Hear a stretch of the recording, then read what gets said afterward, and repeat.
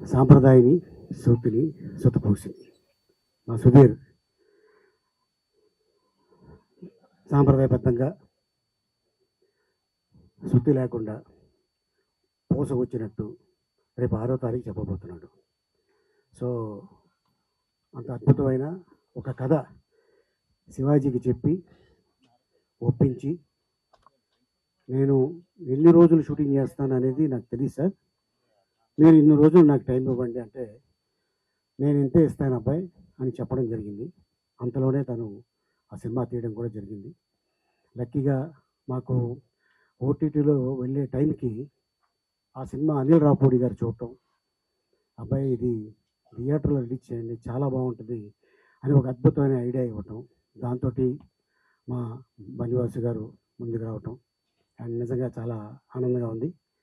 And అంతేకాకుండా ఇటీవల మధ్యకాలంలో థియేటర్లో ఒక 2 గంటల సేపు కూర్చొని డెఫినెట్గా ఎంజాయ్ చేసే సినిమా శివాజీ తీసిన ఈ సాంప్రదాయని సూతిని సుత్తపూసని. సో వీళ్ళిద్దరు కాంబినేషన్ మా అందరికి తెలుసు.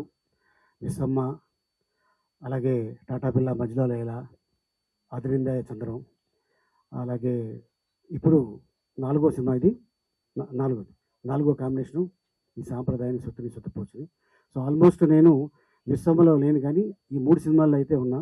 అదిరిందయ చంద్రం, టాటా పిల్ల, మళ్ళీ ఈ సాంప్రదాయం సుత్తపూసని ఈ కాంబినేషన్ డెఫినెట్గా పెద్ద హిట్ అవుద్దని నా నమ్మకం ఉంది. అండ్ డైరెక్టర్ మీద చాలా కాన్ఫిడెంట్గా ఉంది. ఎందుకంటే తను మాకు ఏదైతే చెప్పాడో అదే తీశాడు, అదే చెప్పాడు.